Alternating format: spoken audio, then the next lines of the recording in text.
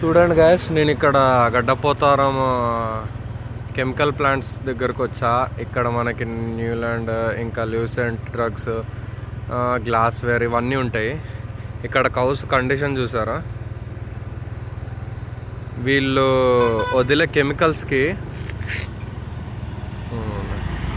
ఈ కంపెనీ బస్సులు వీళ్ళు వదిలే కెమికల్స్కి ఈ ఎక్కడ వదులుతారు? వెనక సైడ్ ఇక్కడ ఒక లేక్ ఉంటుంది, అక్కడ వదులుతారు. ఎక్కడ పడితే అక్కడ లేక్స్లో వదిలేస్తారు, చీప్లో అయిపోతుందని. ఇక్కడ మనకి తక్కువలో అయిపోతుందని ఇలా వదిలేయడం వల్ల యానిమల్స్కి, ఆటలకి ఇంత ఎఫెక్ట్ అవుతుంది హెల్త్. ఇక్కడ చూసారంటే ఇక్కడ అంటే వీళ్ళు ఎక్కడ పడితే అక్కడ ఈ డిఫ్యూజ్ చేసేస్తారు. న్యూట్రలైజ్ చేస్తారో లేదో మరి నాకైతే తెలియదు, కానీ తెప్పించుకోవడం. ఇక నేను పెట్టుకోవడం కూడా మాస్క్ పెట్టుకొని వెళ్తున్నా. అసలు ఎంత కెమికల్ స్మెల్ అంటే చాలా దారుణంగా వస్తుంది.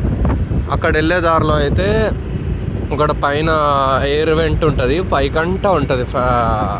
అక్కడ కూడా చూసినట్లయితే మీకు ఇట్లా గాల్లోకి, అక్కడ ఇంకా జూమింగ్ చేస్తే కనిపిస్తుంది, ఇట్లా గాల్లోకి వదిలేస్తారు వీళ్ళు.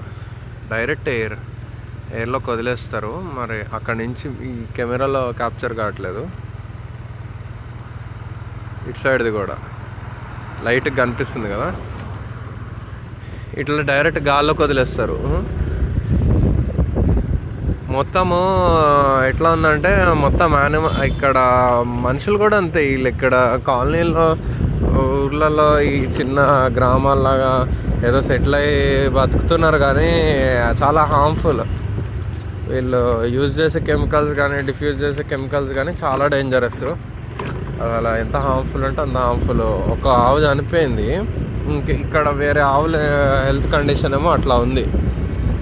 మీకు ఎక్కడ పడితే అక్కడ ఇట్లా ఎయిర్లో డిఫ్యూజ్ అవుతుంది. ఓకే, మనకంతా మళ్ళీ న్యూట్రలైజ్ అవుతుంది. మనకి కొంచెం అట్మాస్ఫియర్ ఎక్కువ నైట్రోజన్ ఉంటుంది కాబట్టి అది ప్రాబ్లం లేదు. కానీ వీళ్ళు డిఫ్యూజ్ చేసే లేక్స్లో అయితే చాలా ఘోరంగా డిఫ్యూజ్, అంటే లేక్స్లో యాడ్ చేసేస్తారు, లేక్స్లో వదిలేస్తారు. నీళ్ళలోకి వదిలేస్తే తక్కువ రేట్లో అయిపోతుంది. అసలు మ్యాన్ పవర్ ఉండదు, ఏముండదు. ఆ కెమికల్ ఇంకా డైరెక్ట్ వదిలేస్తారు. నేను ఇంకో వీడియో కూడా పెడతా. అదేంటంటే ఇట్లా అసలు వాళ్ళు ఇంకో గుట్ట కింద చేస్తారు, అది ఇంకా ఘోరం. అది కెమికల్ బేస్ అనేది ఒక గుట్ట కింద చేసి వదిలేస్తారు. అది కొండ అనుకున్నా నేను. దాని మీద కవర్లేసి కప్పారు మంచిగా సైలెంట్గా. ఇక్కడ కూడా చూడండి, అన్నీ చాలా డేంజరస్ ఫ్రెండ్స్. ఏదో ఫార్మా ఇండియా నెంబర్ 1 అని మనం అనుకుంటాం, కానీ అసలు ఎందుకు వస్తుందంటే ఈ చీప్లో వేరే కంట్రీలో మన దగ్గర హైర్ చేసుకొని చేయించుకుంటారు పనులు.